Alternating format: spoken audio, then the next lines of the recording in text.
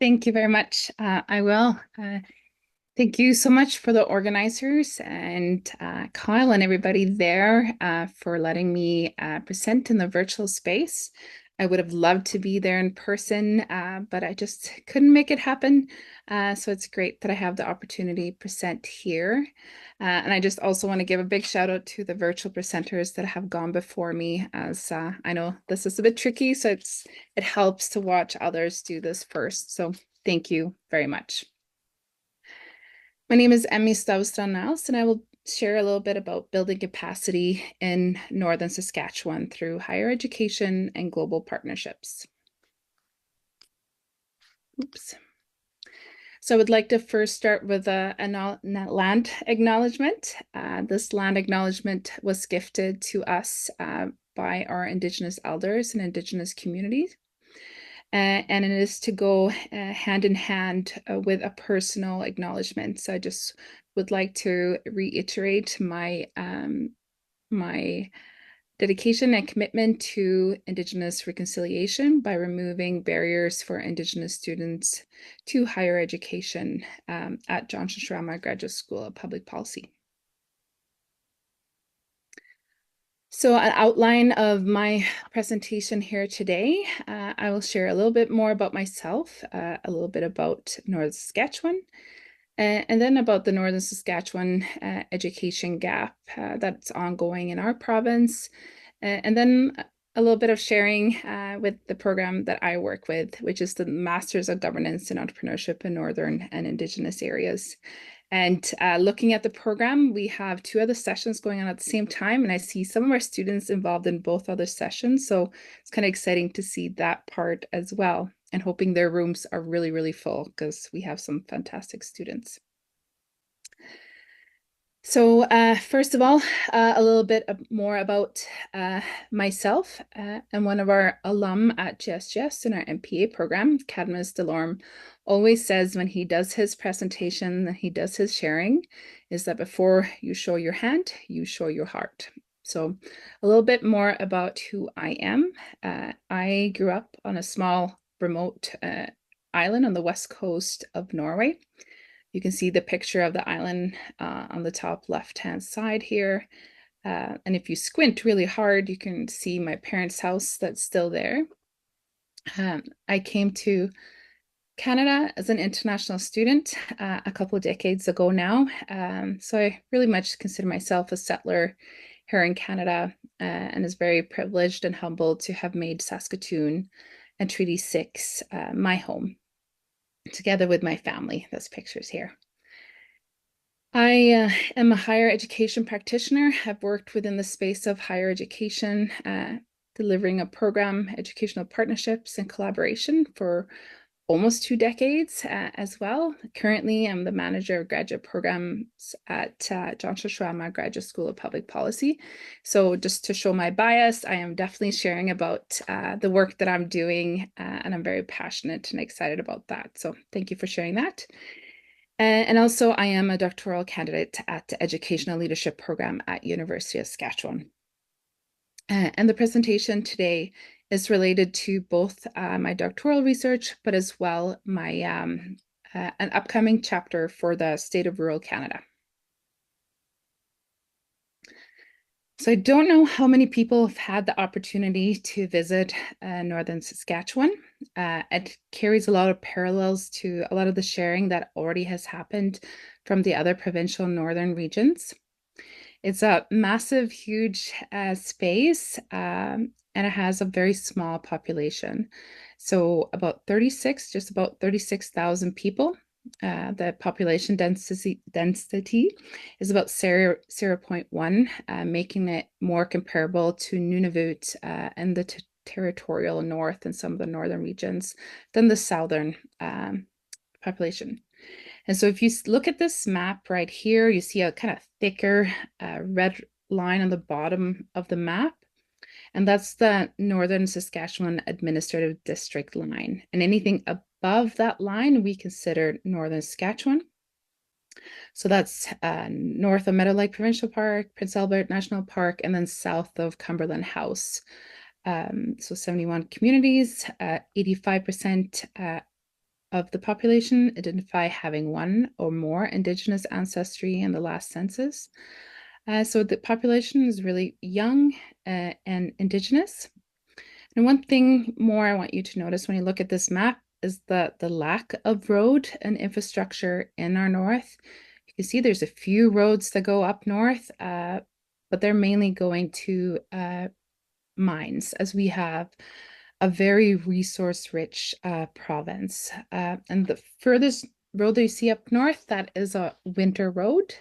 And if you would drive in the winter from Saskatoon all the way up to Black Lake or Stony Rapids, you're looking at a drive that's 24 hours plus of driving on that road. And it's a 4-hour flight from Saskatoon to Uranium City, so almost as far as Toronto, maybe a different size plane, but the distances are big and it takes a lot of time to travel around in a province. We do have, as you can see, a poor infrastructure, which also impacts the delivery of education and opportunities within our province. One of those spaces where you see a huge gap in our north is within education. So our graduate education gap is 5 times lower in Northern Saskatchewan than the Canadian average. And because we have such a low population in our Northern Saskatchewan, we have come to the estimate that that would be about 375 people with a graduate degree in Northern Saskatchewan. Among those that have a graduate degree, it's estimated that only 37% actually identify as Indigenous. So this is going back to identifying that over 85% of our population is Indigenous. So that's a very low number. And so we have a huge gap, not only in obtainment of education, but also obtainment of education for Indigenous residents of the North. And we also know that our Northern population is very likely to study close to home. They don't travel far to study. They would like to stay in community, but there's no actual university campus located in Northern Saskatchewan. And we have University of Saskatchewan, or the First Nation University of Saskatchewan, of Canada, sorry, advertised that they have a northern campus location, but those campus locations are in Prince Albert, which is south of the Northern Administrative District line. I think this is a bit repetitive of some of the pieces that have been shared, but why is it important that our North has access to education? It's because there's a strong correlation to the individual's social economic well-being to have an education. And as well, a very important report that we share and talk about a fair bit in the Saskatchewan context was presented by Eric Howe in 2011 that showcased a huge wage gap between Indigenous and non-Indigenous residents within the province if there was no education. And when there is an education, that gap substantially closes in. It's still a gap, but it becomes much, much smaller. So we would like to share a little bit more about the GENI program. And I know I'm the one presenting here, but really the GENI program is a very much a bigger team that works with this program that I've had the pleasure working with since its inception, I guess, since we kind of developed this program together with our partners, the UIT, the Arctic University of Norway, and the Center for Sami Studies. It's a truly joint degree, which means that we do our daily operations together. So the students are jointly administered, jointly admitted, and they get a joint parchment at the end of the degree.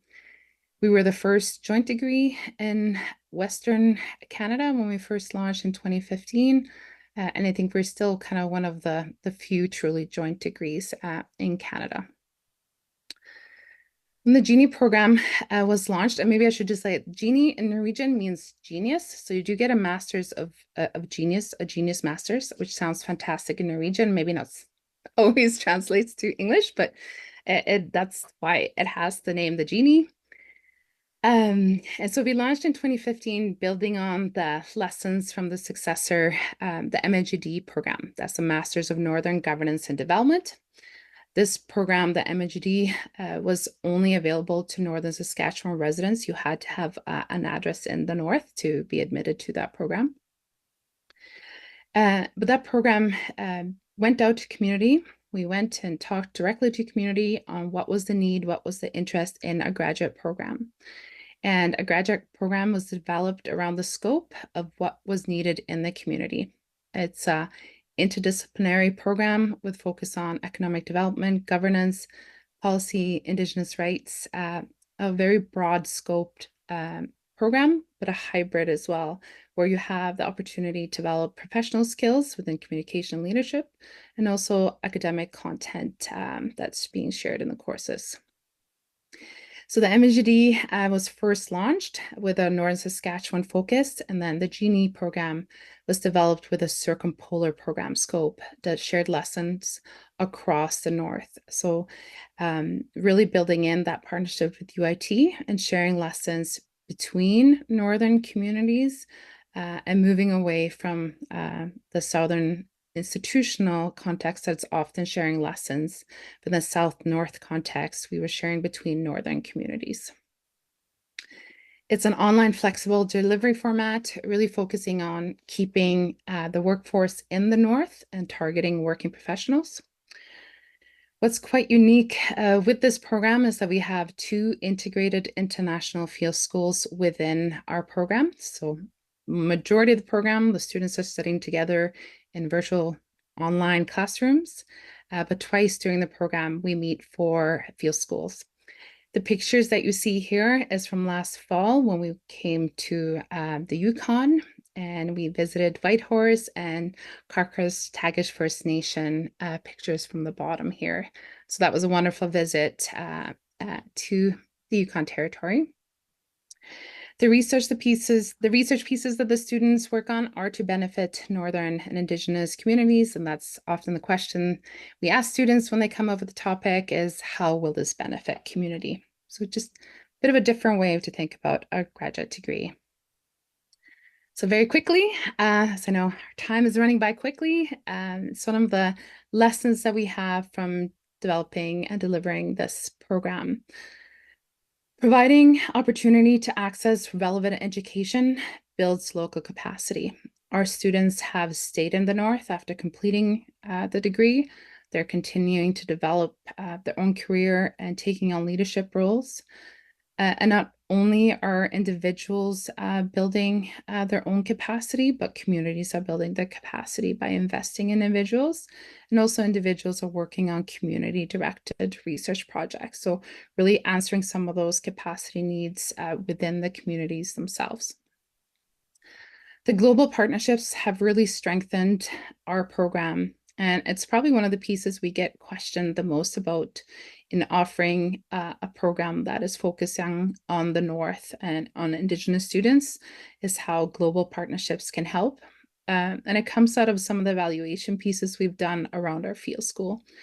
Our students are saying those lessons are life-altering, eye-opening, and really creating students and providing students the confidence in seeing what is possible, what are the opportunities, and giving them the confidence to go ahead and do so. So seeing some very exciting pieces are being picked up and applied from their lessons during their field schools.